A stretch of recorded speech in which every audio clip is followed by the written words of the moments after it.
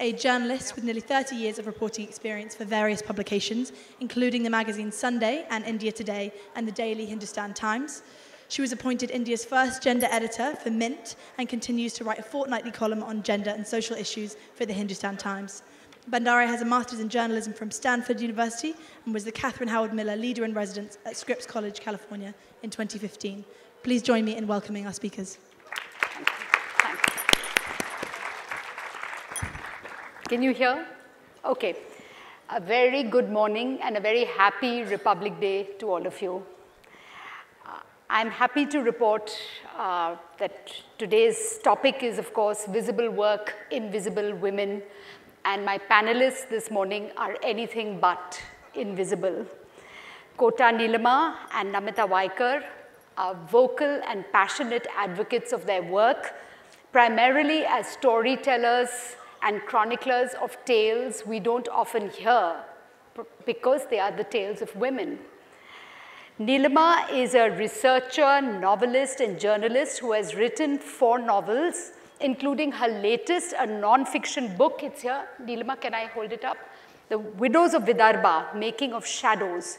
It discusses a subject that is almost never seen. I have almost never seen a story on the widows of farmers who commit suicide because of rural distress. So we know that the farmers do make it. They may not get enough media space as we'd like them to get, but we never seem to ask what happens to the wives, what happens to the children, do they have a future, what is their status? And I think Neelima is breaking a very obvious silence. We don't even question, we don't question it. And I'm ashamed to say we don't question it. Namita Waikar is the managing editor of PARI, the People's Archive of Rural India. And to my mind is the one person who probably knows more, certainly more than I do, and more than what most of us do on the feminization of agriculture and particularly on the feminization of poverty. She'll be talking about it. It's a term that has intrigued me and she's going to be discussing that. She has also been very painstakingly working on a magnificent project seeking to digitally record the nearly 1 lakh songs that are sung traditionally by women when they grind grain. She's actually doing this wonderful documentation, and she'll be talking about it in a little bit. I am going to start with a little story of my own, and please do indulge your moderator. Some of you may remember that last year when we were talking about the impact of demonetization, there was a figure that made the headlines, and there was a lot of outrage, and the figure was that 1.6 million jobs had been lost in the first 4 months of demonetization, and they had just vanished. So I called the source. I picked up the phone and I called up the source of that data, Mahesh Vyas of the Center for Monitoring Indian Economy, and I said, give me the gender breakup. You've got this figure that everybody is really outraged about. 1.6 million is a lot of jobs to be lost in just 4 months. How many men and how many women? And Mahesh said, oh, I hadn't thought of it, but give me a day. I'll get back to you. And sure enough, he did call me the next day. And this is the breakup. The breakup actually was that 0.9 million men came into jobs. They got jobs. And those who lost jobs were all women. 2.6 million women lost jobs in 4 months. It never made headlines. It never made outrage. It never made it to the TV studio because, it's not just women's work is invisible. It's women are invisible and everything to do with women is invisible. So I'm going to request Neelima, we're starting with you, to make a presentation. She's going to talk about her current book. She's going to talk about the work she's been doing, and she's going to elaborate on this whole business of invisible, visible, and actually, in my mind, invisible, invisible. Thank you, Namita. Before I begin, can people at the back hear me? Because, yeah, there's a problem? Is this fine? Louder. Louder? Can we make it louder? Okay, thank you. I see the thumbs up. Thank you. I'm happy to be unveiling my book, speaking for the first time about my new book. It's called Widows of Vidarbha, Making of Shadows, here on this wonderful day at the Jaipur Literature Festival 2018. Mainly thanks to Namita Waikar, who has always supported rural issues and issues of farmers. This book comes after 3 of my books on which were fictionalized narratives about Vidarbha and farmers of Vidarbha. And although I had covered the agricultural crisis from very different vantage points, there was one perspective which was missing in those fictionalized novels which I had written, and that was the perspective of the women. So when I began to ask the question about why the narratives of distress mostly dealt with male versions, I was given different replies which basically converged into one simple and one single answer. The women did not know. The women did not know what killed their farmers. They didn't understand agricultural distress. The reality, however, was different. And I explained this in my book. I'd like to read from it. This is part of the introduction. But the wives did know. They knew how the state ignored their husbands while they were alive, how their desperate applications for welfare were dismissed, how many times their husbands visited the collectorate for relief, how much money was spent appeasing tehsildars, gram sevaks, panchayat members, talatis, etc. These are the administrative officers connected to villages and blocks. These wives had seen their husbands lose faith and found the empty pesticide bottles that had ended their lives. These were the caring mothers who rescued the memories of their fathers for their children, shielding them from the painful facts. These were the grieving women who, within days of the suicide, convinced the state of the good mental condition of their husbands, signed documents attesting to the truth, and accepted the meager checks. But for the state, they didn't exist.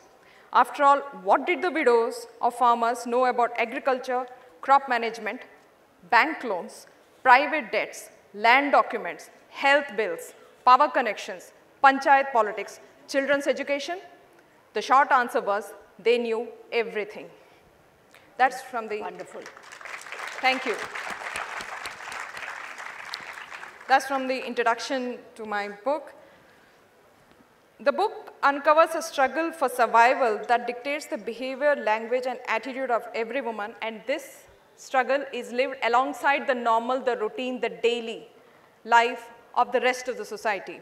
And as I went deeper to understand this struggle, I discovered how close the issues were to the life of every woman in India, and how the problems were generic, beyond education, rights, etc. The Making of Shadows, which is what my book is called, is not about a corner of India. It is half of India. Yeah. I would now like to talk a little about the methodology of the book. During my research over the period of last 12 years, I had discovered 2 facts, or I discovered several things, out of which 2 facts have been more or less constant, and it's unfortunate, and which is that as the rest of India moved forward with great energy and promise, the farmer of the villages stands still. There is no change from year to year in his economic condition, social standing, land ownership, any of those parameters one could measure. So I realized that the book had to reflect this stagnation, which obviously can be done in a quantitative manner, but I wanted to put it in the framework of the lives of the farmers. And I wanted to record their helplessness in more than just statistics. And the second thing which I discovered was that the Indian who lives in the villages is a proud and a private person. Case studies and questionnaires would yield answers suitable to urban researchers driven by projects and deadlines, but these were not the real stories. That's what my experience has been. These men and women are used to journalists and researchers, and they give their quotes, they pose for the pictures, but their opinion, now that's a different matter. It takes time to actually make them share their opinion. And whether it's on agriculture, whether it's on struggle, whether it's on survival, whether it's on endurance. And also, the farmers and their families, which we research, are not used to reading what is written about them. They can't intervene in the narratives which are written about them, eventually in our books, in our research, in our studies, in our stories. They cannot correct them. They cannot reinterpret them. They have no interaction with them. So they are in that way helpless subjects who have to remain at a distance from their own stories. And these are the two issues which I wanted to address in my methodology. So the book is based on the experiences of the widows for 3 years, beginning 2014 till 2017. They were interviewed several times to record the progress of their struggles with the state and the society. Then the narratives were read out to them in the end and were finalized only after the widows approved the content. Great. For this purpose, all the narratives which I had written were translated into Marathi, and once they were approved, translated back into English, and that's what is contained in the book. So the book is the voice of the widows as they spoke about their lives. It was my effort to present an unmediated view of the invisible world of daughters, mothers, wives, and widows of Vidarbha. Now I would like to introduce the book.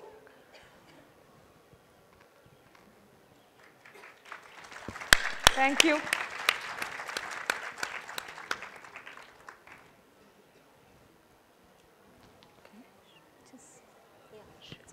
Come. That's great. I can't see it here though. There you are. Yeah, it's not working there. So this is just a brief description of the crisis. The 6 districts of Vidarbha, as you can see, have recorded, this is a state figure. I must mention that the government figure for farmer suicides is always a little less, and not actually a little less than the actual figure of farmer suicides. But every farmer suicide leaves behind a widow who must take care of her husband, except with one major difference which makes all the difference in the world for her, which is that she is alone while she is taking care of her household. That's not true for the husband who killed himself. On her survival depends the life of her children, and usually she also supports the family of the husband. But her struggle and contribution remain invisible to the state, the society, and even the family of which she is a part. The book follows the lives of 16 such widows for 3 years in districts with the highest suicide, and those are Yavatmal and Amravati districts of Maharashtra, the western state of India. The findings show 6 invisibilities the widows face, which I shall discuss in the conclusion of this presentation.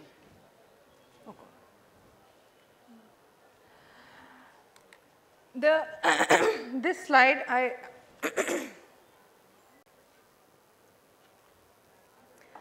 this slide shows the kind of documentation, the paperwork that precedes before a farmer suicide is formalized as a farmer suicide. One would imagine that the death of a farmer, especially when the farmer kills himself, that should be enough.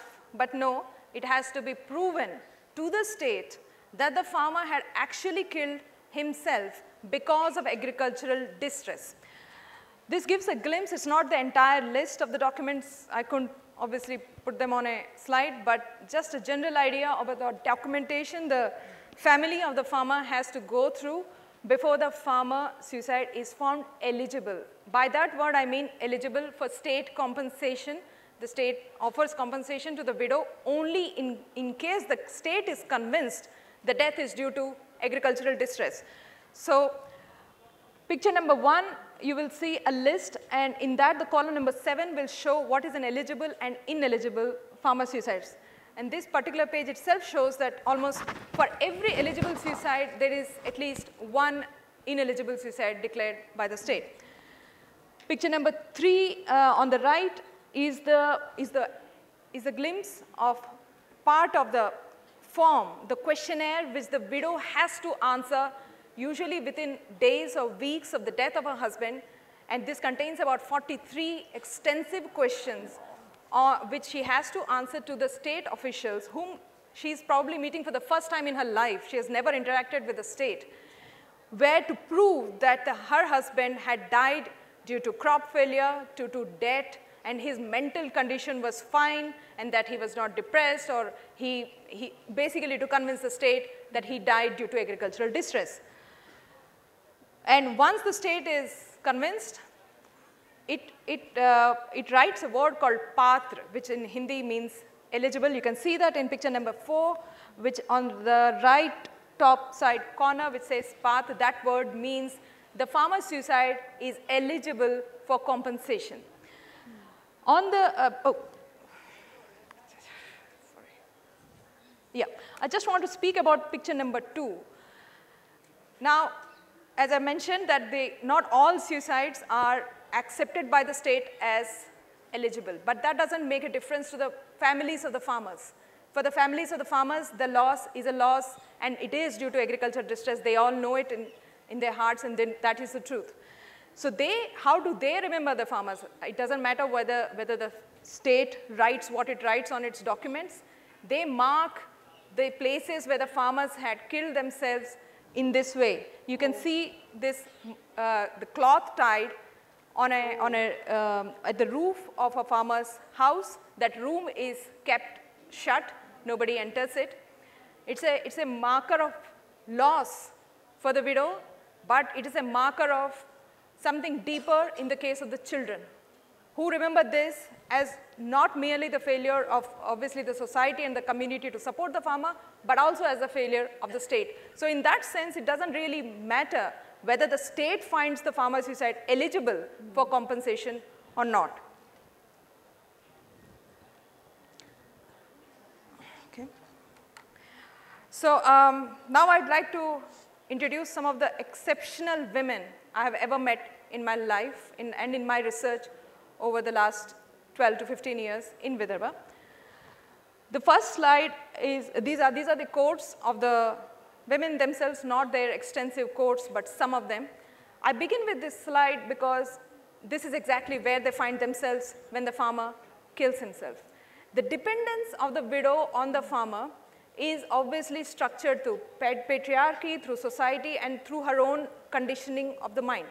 But when the farmer dies, it's not that the dependence goes away. It's just that the hands change. She is no more in the hand of the husband. She's no more dependent on the husband. Now she is dependent on the society, on the family, on someone else. And that's what she says here. She had lost her husband in 2007. She has a daughter.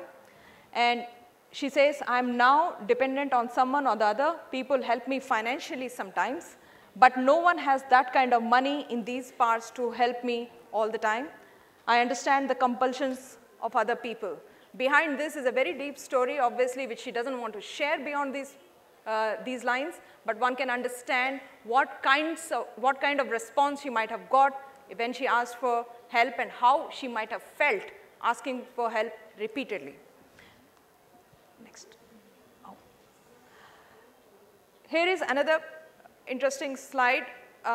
This is a conversation I had, part of the conversation about hope. Very easy to say one should have hope. It's what makes us go from day to day. But what does hope really mean for a woman who has 4 children to support? She is a daily labor on farmlands. She earns ₹100 when she gets work, and she doesn't get work every day of the year.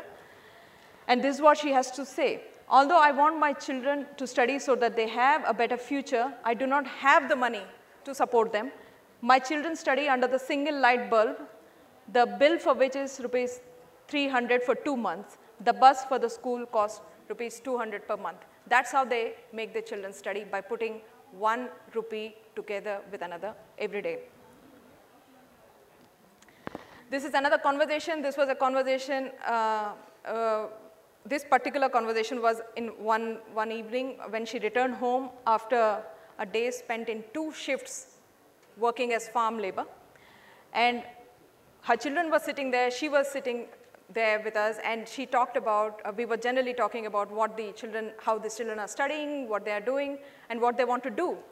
And the children obviously were talking about their dreams, their aspirations, the places they want to travel, the places in India they wanted to see, what they admired in people. And then she intervened to say this: how can my children dream of a better future? How can a child in this situation even have a future? There is no answer to the question of what my son would like to be in life. His fate is already sealed by our poverty. There's also a sense of deep guilt among these women about the fact that they are unable to help and support their families. So I have learned so much about the definition of strength from these women. This is a lady who had lost her husband in 2002, and she says a particular case where her daughter wanted to participate in an event for which she did not have the money to support. My daughter wanted to run in a race at her school, but she did not have the shoes, the running shoes for participation. So her school promised that if she won the race, she would be gifted the shoes. So she ran barefoot. I still remember the state of her feet when she returned home, but she won the race. Now all these women are intelligent, strong individuals. They know and they are aware and they have heard 100 times how the vote will change their future, how democracy is the solution, and how they should trust various politicians with their troubles and they would be solved. On an average, every one of them has voted at least minimum of 3 times each for the state assembly and for the parliament. So here what one of the women had to say: politicians make familiar promises. It does not matter who we vote for or who wins the election. No one has solved our problems. The young children and the elderly cannot work in the fields. She's talking about her own family. We survive on a meager salary from an Anganwadi job. That's a community social worker. I wanted to just bring in the issue of the state welfare schemes, which are so strongly sort of talked about, which I also support. They are required. But how does the state actually translate them on the ground? There's a scheme for digging of wells, especially among the farmlands of small and marginal farmers. So the administration must sanction and dig a certain number of wells, whether they have water or not. Such a well on our farm is now dry and useless. We kept asking the officials in vain to deepen the well. How could we have now, there's a small thing missing between these 2 paragraphs, and that the husband of this lady had killed himself just a few feet from the dry well, which would never have water, which he thought would one day have just the little amount of water required to repay his debt. How could we have repaid the loans if there was no water in our fields and no yield from our crops? We were ready to work as wage labor on others' fields and repay the loans. We just needed a little help. Once again, I wanted to talk about the impressions about democracy, how we have been dealing with the people of our country through our democratic system. I have never seen the elected representatives in the state and central government return to check on those among their votes.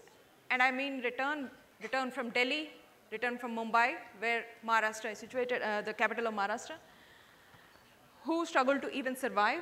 The lofty election promises make no impact to our lives. Our vote never delivers us things we need, like education, health, nutrition, things we should have already had. They are aware that they should have had these things a long time ago. It's not something up for elections and political promises. On the right is a quote. Before that, I just wanted to say this is by a woman who had lost her husband about a decade ago. She struggled. She stood back up and became a role model for her village. So based on that, a lot of women in the village wanted her to contest an election. But she said no. Initially, I also didn't get the entire explanation why she said no. after a little bit of conversation with her, over a period of time, she told me this: women vote for women in this village, and that was the reason for the suggestion that I should contest the panchayat election. Panchayat is the village election, village council election. In a big election with several contenders and issues, people tend to take things in their stride. But in a small election, people remember things forever. Politics is not for me, not because I am afraid I may lose, but because I am sure I will win. And that exactly tells us what the story is. She cannot antagonize anyone, even by saying a single line in her elections. And that's exactly her fear. That's why she said no. Now, what does the future hold for Vidarbha? It holds different things for the sons and different things for the daughters. I met this son of a farmer a few weeks after he lost his father, and this is what he had to say. I watched my father struggle until he committed suicide. A farmer will get nothing out of agriculture but misery. We are victims of everything: the season, the market, the politics, and the prices. The odds are always against us. And the daughters have a different story. They are still fighting in the shadows, and the shadows only get deeper when the agricultural distress gets deeper. So she says, the family of a girl insists that she should not leave home. Even if she follows every rule they set, it is because of such families that I wish I had been a boy, but I will fight because I want to be free. She's also a poetess. Yeah, next slide. The future also is being decided in Vidarbha by the widows left behind by the farmer suicides. Here is another exceptional woman who had lost her husband very early, about in 2003. She had 2 children to support, and this is what she had to say about what her plans were for her children. I have not taught my children how to work on the farm. Without irrigation facilities, what would I have taught them anyway? That they should cultivate the soil, sow the seeds, and wait for the rains? My children cannot do agriculture and will not work as farm labor. They will only have education to count on, and that is how I want it to be. In conclusion, I want to talk about my findings, which I mentioned briefly in my introduction. There are 6 invisibilities which I discovered through my work, and I'd like to briefly touch upon them. I just want to point out that these are very brief descriptions of them. They are extensively, obviously, discussed in the book. The widows inherit invisibility because they are women. Their invisibility was executed and maintained through tradition, status, procedure, opportunity, value, and the vote, all of which claim but fail to represent their interests and their rights. The first invisibility was brought about by tradition, which failed to represent the interests of the widow through her family and community. The inherited invisibility of tradition was a status quo that the widow preferred to keep. Such conformity was hailed as correct conduct and was rewarded with security and respect, which revealed the second invisibility of the widow status. The state failed to assist the widows to be independent of the conditional welfare of their family. This constituted the third invisibility of the widow when the state failed to represent her rights and interests. It is through the state's procedure. The welfare scheme for widows, the marginalized, and the other underprivileged sections of the society aimed at empowerment without defining it for them. The widows were denied the chance to represent themselves, which revealed the fourth invisibility of the widow's opportunity. With agriculture failing to make profits, farm labor eventually became the only source of income for a widow to run her household and support her children, even if it imposed the fifth invisibility on her, that of value. While the farmer was hailed for his efforts to earn a livelihood on the farm, a widow did the same in the shadows without acknowledgement. This revealed the sixth and last invisibility of the widow that had come with the failure of the democratic promise of equality of all citizens, the vote. In the end, I want to end on a little more positive note on what the future could hold for Vidarbha. This is a lady who had struggled for over a decade, living with her in-laws, unable to cope after her husband died. Finally, after this period of time, she managed to, and not without considerable struggle, managed to get herself a scheme to build a home, which she finally managed to build in 2016.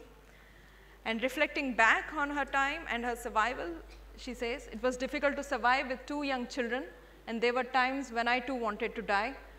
I too have pesticide from the farm. It is easy to die, but I want to win in a situation and not escape. I discovered I need not be dependent on the family for survival. I could fight my own battles and win them for a change." Thank you.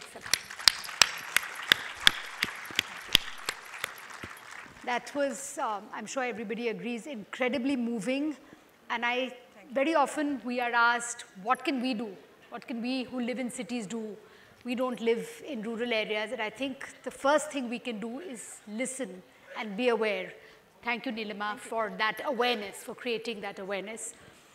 So from the invisible to the visible, I'm going to now move to Namita, who has been doing this incredible work in making this invisible visible.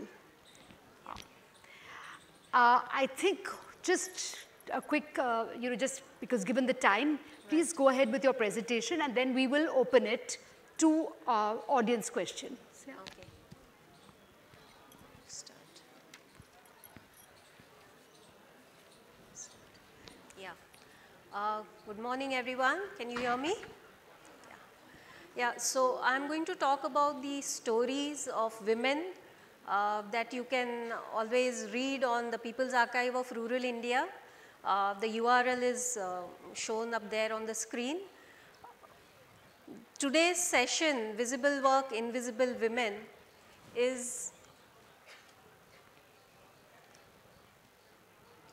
this is the title of an online exhibition on PARI.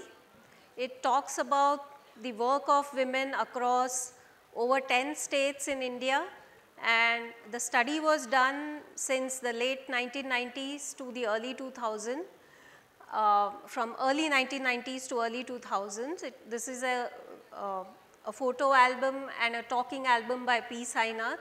There are audio captions, and it shows how the work of women is not really recognized, it's not visible to us. The photographs truly depict the range of work that they do. As you can see from the numbers there, what is the share of women in the work that is done in the fields? So for every 100 people working in the fields, predominantly women are sharing the work, sharing the burden without being recognized for it and without the adequate ownership of what is important, the land. So as you can see, in case of transport of crop from field to home, it's 82% of women who work at it.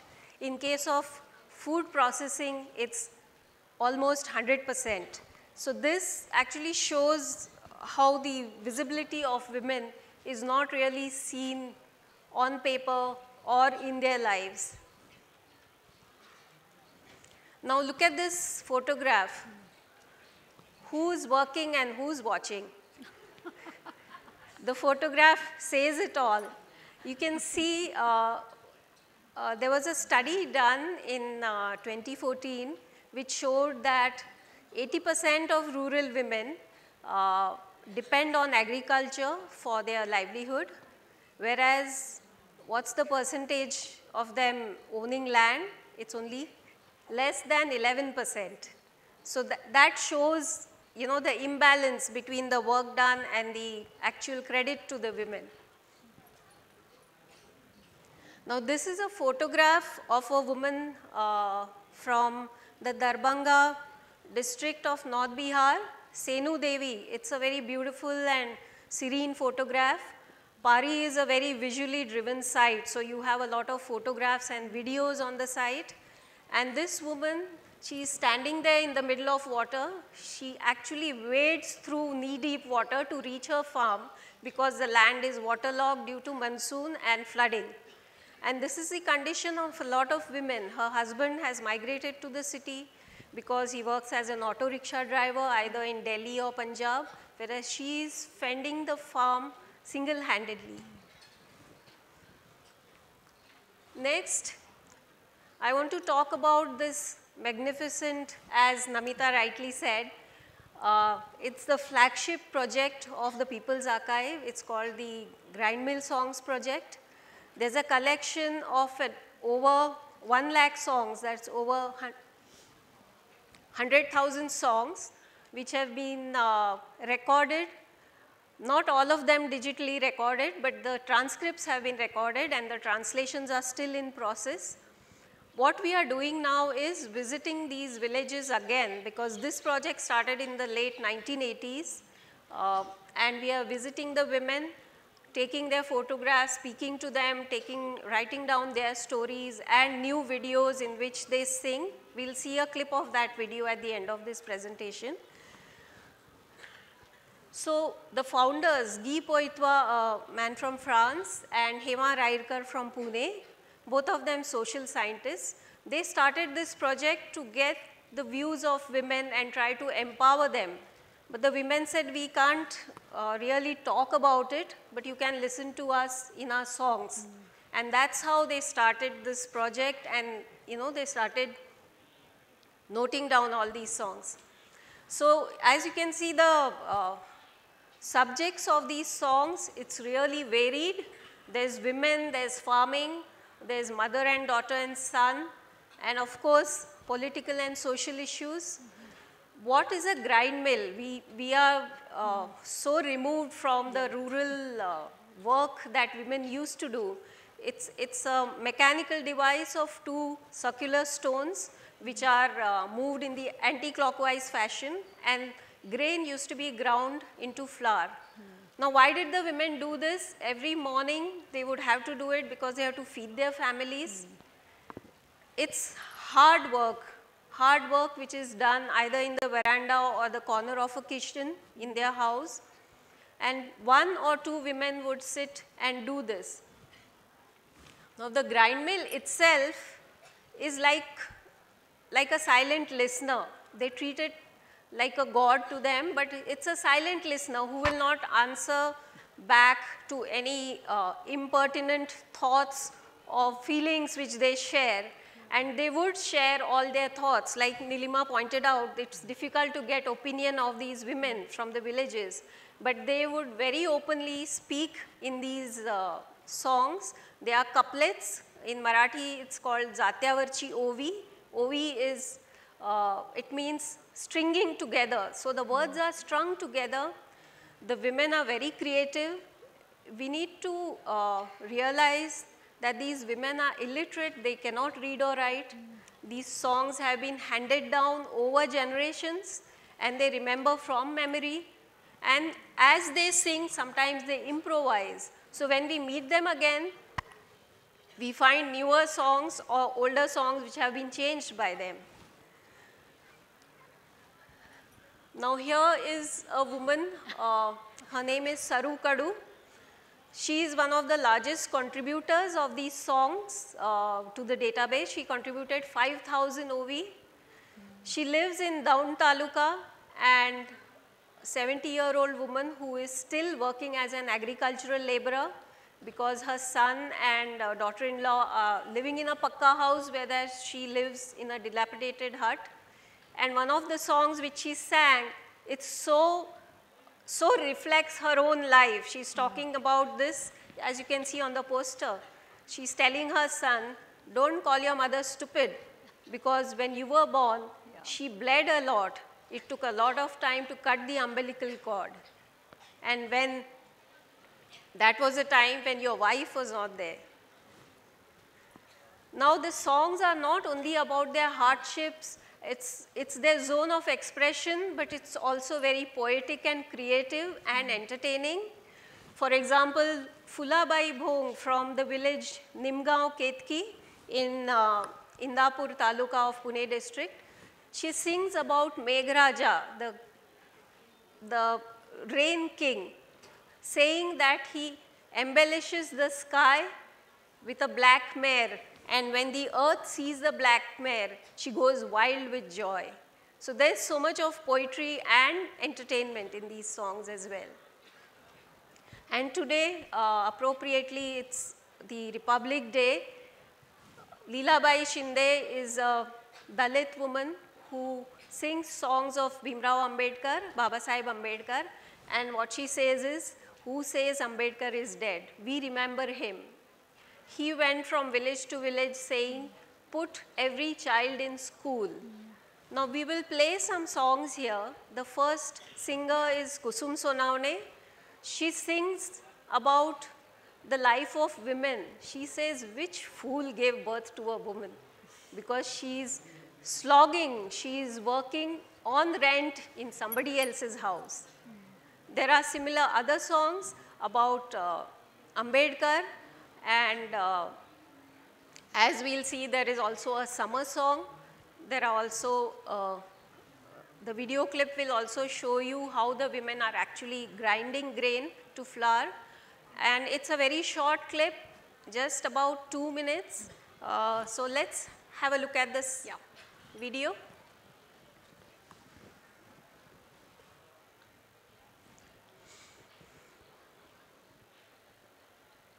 And we'll go into Q&A after this, yeah? Because I know you've got a lot of questions.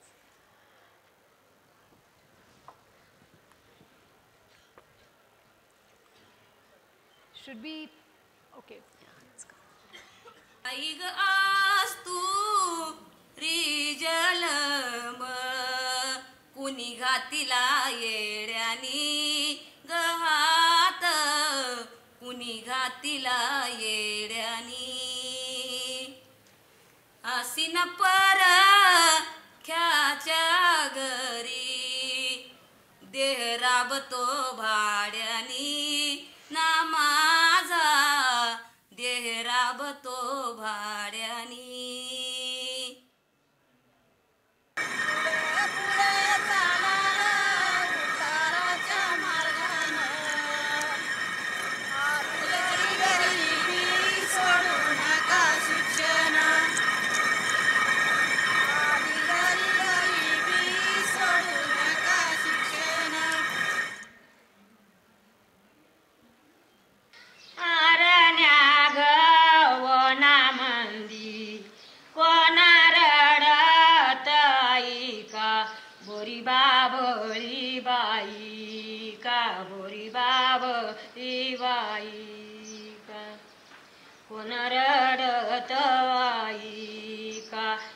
लाग समजावाया होरी Babli by गा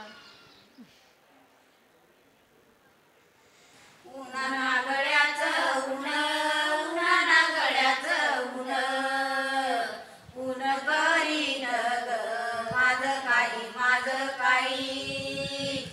ऊन करीन ग माझं काही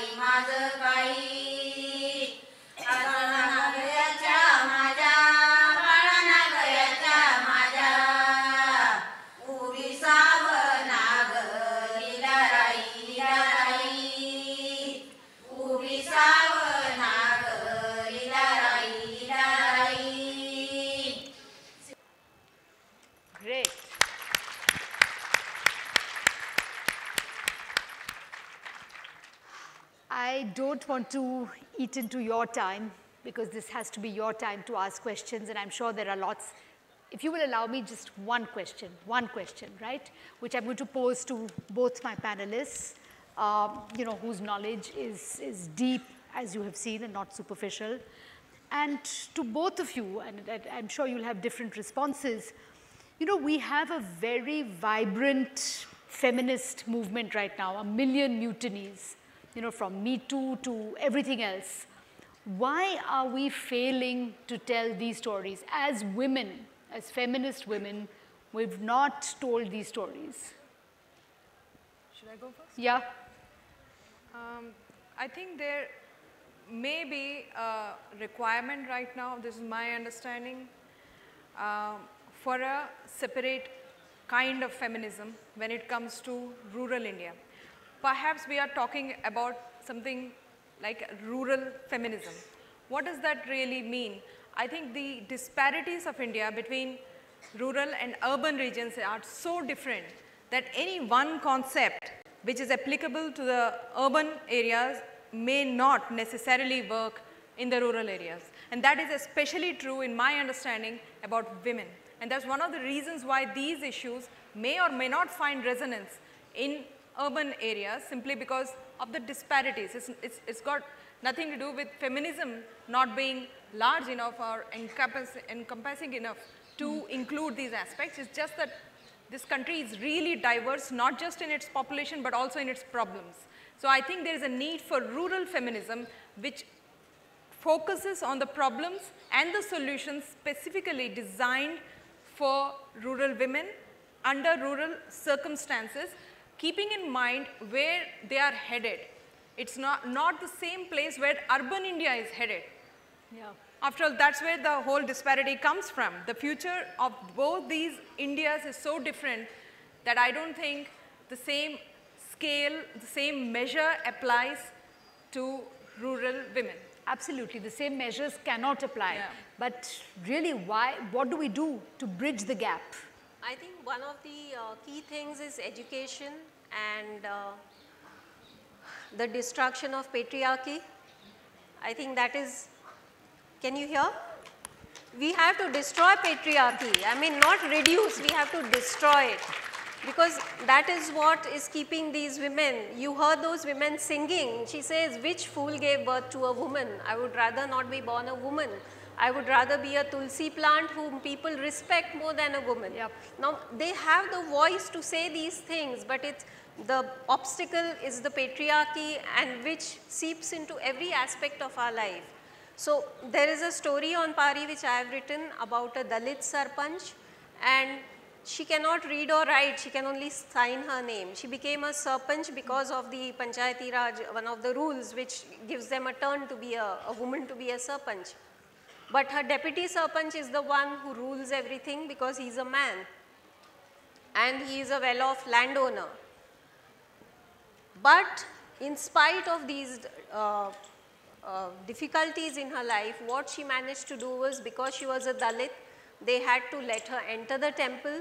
So previously her community could not enter the temple, but after she became a Sarpanch, she couldn't really run the show, but there was one big rule which she managed to break, you know. So I think it's just slowly that through education and through their empowerment, which can only happen if they themselves decide to oppose and, you know, participate in these movements. Okay, so break the patriarchy. Open to questions. Yes, please. Could you tell us your name and your question?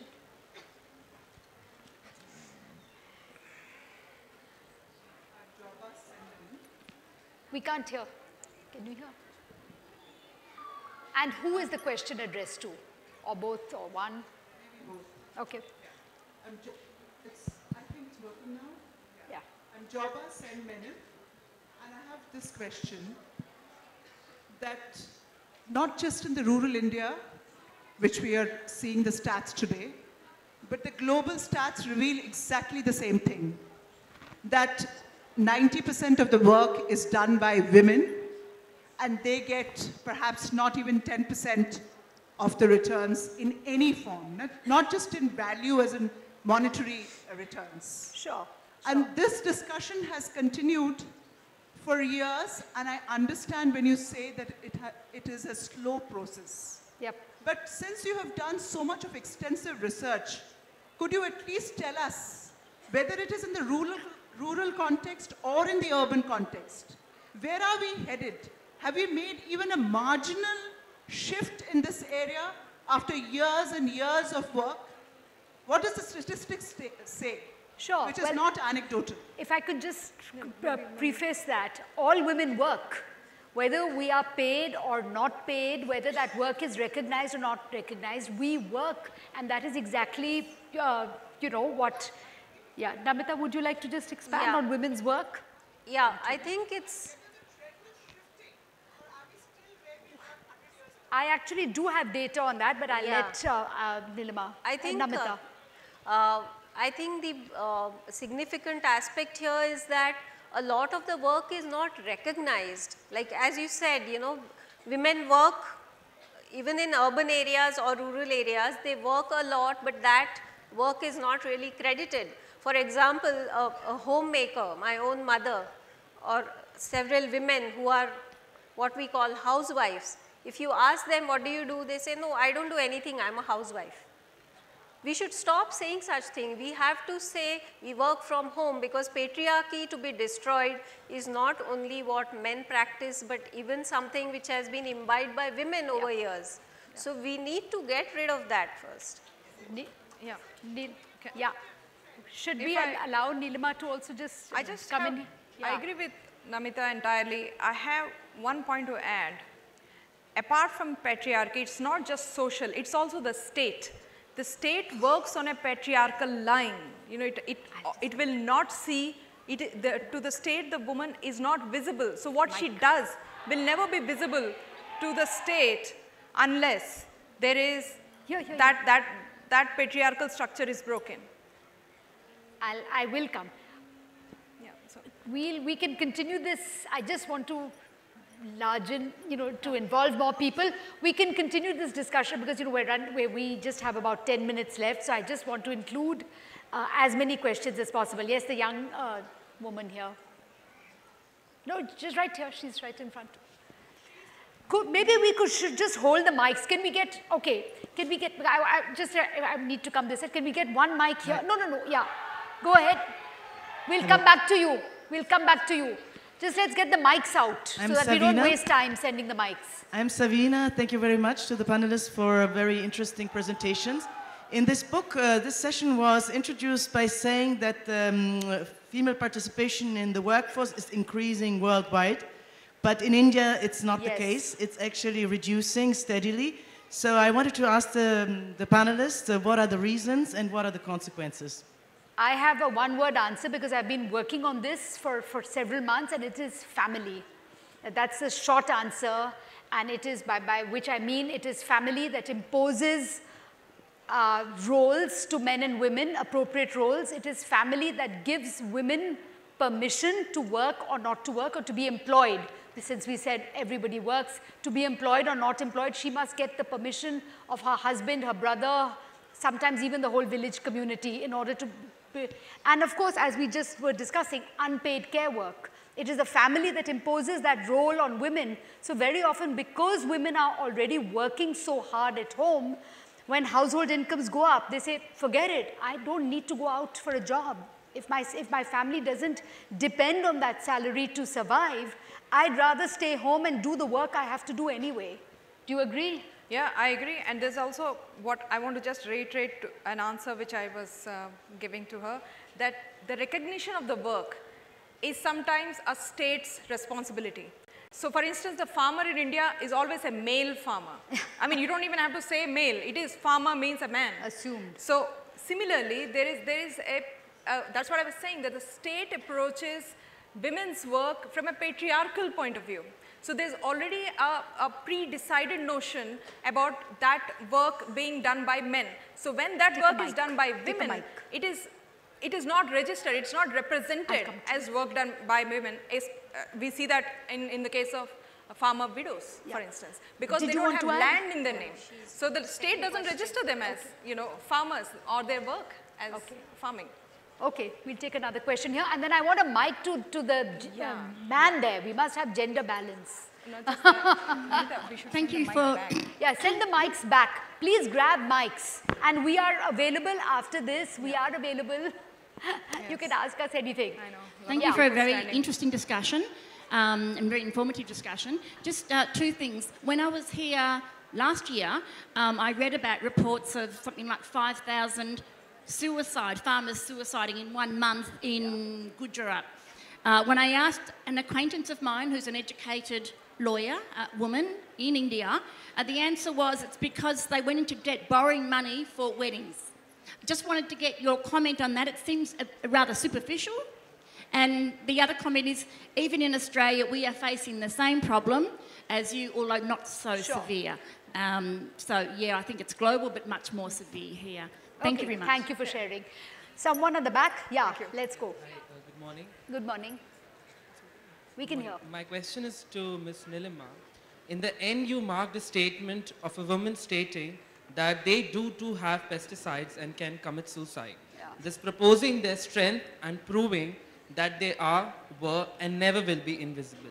My question to you is that, is the core reason of such disdain is the expectations from the gender leading to the suicides, and does it change post these incidences?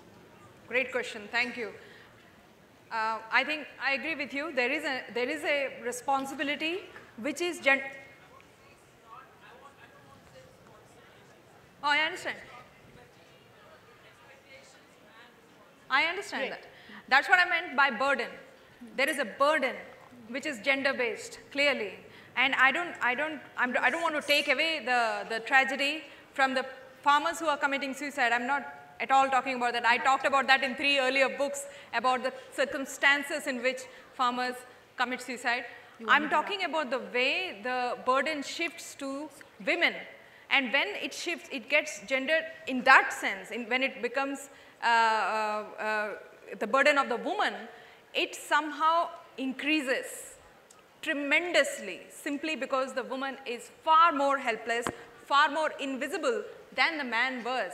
So that was my point in the last slide where she says that I too had pesticide, you know. She says I can also die, but that she cannot do. That's the choice which she just cannot make. I'm so sorry. I see a lot of hands going up. Do I have time to take one more question? No, I'm sorry. But sorry.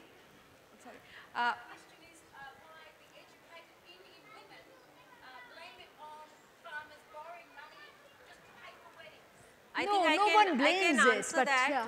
It's actually a lack of understanding of the issue. See, farmers may borrow money for, most of them have to borrow money for health care because they can't afford the hospital charges. Because they are not We've informed. understood your question. I think let's They are give them a not chance well to informed. speak. Yeah. They do not know the entire concept. They do not know the entire issue. They should. They should want to know. Yeah. If I may answer, it is very simple to attribute reasons. I think the agricultural distress is far more complex.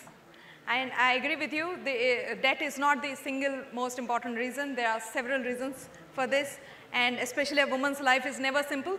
Yeah. And in case there is a debt to be paid, it gets even more complex. Right. And I think you have here 3 reasonably well-educated Indian women. We represent that educated Indian woman who apparently, I'm really sorry, but I'm getting very ferocious looks. And I have my, no, anyone who's waving and has their hand up, I'm going to keep them here. I'm sorry, I'm out of time. We have another session. I know women's voices should be heard. I am going to hijack these 2. They're going to be here for the next 10 minutes. They will take any and all questions. Thank you very much for being here. Please spread awareness, learn to listen. I mean, I think that's the first battle won. Thank you, thank you, thank you.